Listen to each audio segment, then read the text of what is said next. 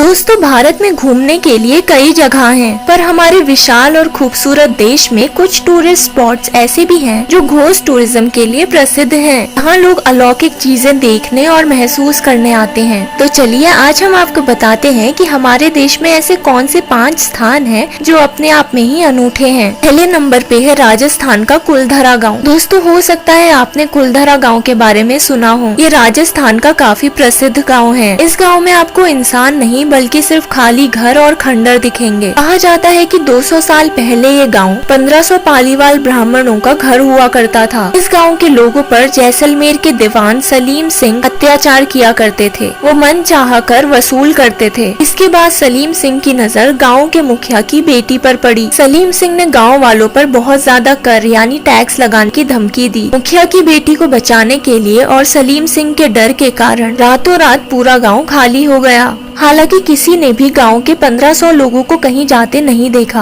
कहा जाता है कि वो लोग इस गांव को श्राप देकर गए थे कि यहाँ अब कोई नहीं बस पाएगा। तब से आज तक ये गांव खाली पड़ा है और शाम के समय यहाँ किसी का भी जाना वर्जित है। दूसरे नंबर पे है केरला का कोदिनी गाँव। दोस्तों, केरला के कोदिनी गाँव के रहस्य को अभी तक विज्ञान भी नहीं सुलझा पाया है। मल्लापुरम जिले में स्थित ये गाँव ऐसा है जहाँ 200 से भी ज्यादा ट्विंस हैं। जी हाँ, यहाँ हर दूसरे घर में जुड़वा बच्चे पैदा होते हैं। इसके अलावा तिड़वे यानी ट्रिपलेट्स भी देखने को मिलते हैं। इस गांव को सरकार भी विलेज ऑफ ट्विंस कहती है। कोदिनी के साथ एक बात और अजीब है, यहाँ की महिलाएं अगर किसी और गांव में शादी करके जाती हैं, तो उनके भी जुड़वा बच्चे पैदा होते हैं। इस मामले में कई वैज्ञानिकों ने रिसर्च भी करी है, पर अभी तक कोई पक्का जवाब नहीं मिला है। हालांकि कुछ वैज्ञानिकों का मानना है कि यहाँ पे मौजूद पानी में कुछ ऐसे केमिकल्स हो सकते हैं जिस वजह से यहाँ जुड़वा बच्चे पैदा होते हैं, जबकि लोकल लोगों का ये मानना है कि ये देवताओं का आशीर्वाद है। तीसरे नंबर पे आता है उत्तराखंड का रूपकुंड। हर साल सर्दियों के बाद जैसे ही बर्फ पिघलती है, वैसे ही रूपकुंड तालाब में मानव कंकाल यानी ह्यूमन स्केलेटन तैरने लगते हैं। 16,500 फीट की ऊंचाई पर मौजूद इस तालाब को